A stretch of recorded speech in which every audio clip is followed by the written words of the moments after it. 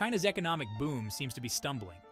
A slump in the housing market, an exodus of foreign businesses, a crackdown on wealthy citizens, and rising unemployment have painted a rather gloomy picture. Even the Chinese stock market has taken a major hit. It has lost nearly 40% of its value since 2021. As a result, the global conversation has shifted from China's potential to surpass the US economy to whether it can even maintain its current position. So, what is wrong with China? For the last nearly 30 years, China has shown incredible economic growth, something that the world has never seen. After the reforms in 1978, China has never looked back. By opening up to international trade and allowing a free market economy, China unleashed its potential. The following decades saw explosive growth, averaging 10% annually. Factories hummed, exports boomed, and millions lifted themselves out of poverty. China became the workshop of the world, so much so that the country was not even affected by the 2008-9 market crash. You see, in China, the GDP growth rate works slightly differently. The Chinese central government actively sets GDP targets for the regional governments at the beginning of the year, and usually these are pretty high targets to meet for local governments. Now, to meet these targets, local governments borrow money at a very low interest rate from the central government and spend tremendously on infrastructure projects, which boost their investments, create jobs, and increase the GDP number. For a long time, this system actually worked, because at the start in the 80s and 90s, China had nothing, so building new road bridges and schools was better than nothing. So to catch up with the rest of the world, China started to build first and think later. Now, as you know, this cannot go on forever. In order to achieve a sustainable growth rate, your investment needs to catch up with demand. Only after that you can see good returns on invested money. Today, China has the infrastructure similar to developed countries with a middle-income economy, and they are running out of things to build. Yet, they are increasingly building unnecessary projects, which are not increasing productivity and can never catch up with the demand. Take Guizhou province as an example. It is one of the poorest provinces in China. It has a low population, and most of the local economy is dependent on agricultural work. Still, in the last few years, Guizhou has built a lot of new infrastructure projects, including one of the tallest bridges in the world, which cost around 1 billion yuan.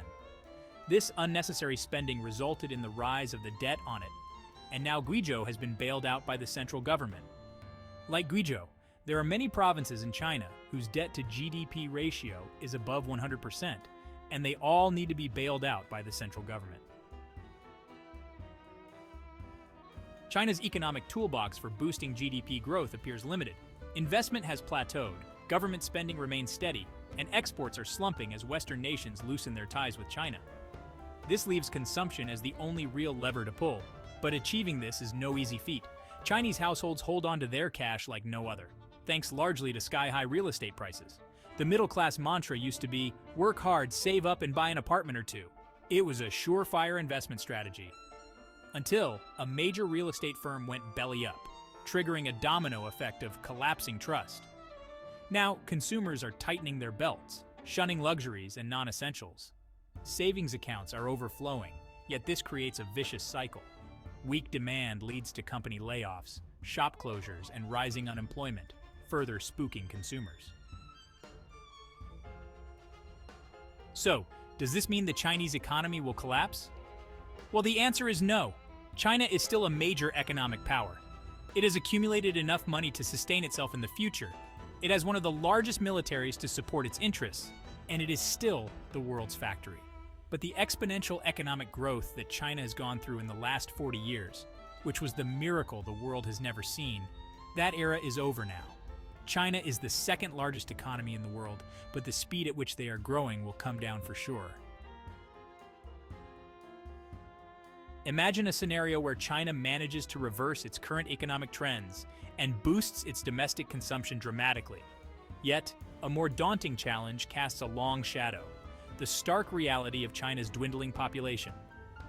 For years, China's economic engine was fueled by an abundant, youthful workforce, which kept wages competitive and propelled the nation to become a titan of global trade. Now, with birth rates falling and the population aging rapidly, That golden age is fading, a direct consequence of the stringent one-child policy enforced by the communist regime. This dwindling workforce is set to limit economic expansion and put unprecedented pressure on the nation's social support systems, with fewer young individuals available to uphold the welfare of an increasing elderly population. This seismic demographic shift poses a formidable obstacle to China's aspirations for sustained economic prosperity and threatens its status as a dominant force in global manufacturing. The Japanese economy has already felt the brunt of similar demographic headwinds, yet the demographic predicament facing China is even more critical. If you're intrigued by the implications of these demographic challenges, let's ignite a discussion in the comments below. And if you enjoyed the content we make, please hit the like button. And for more such videos with a unique economics perspective, subscribe to Global Economics.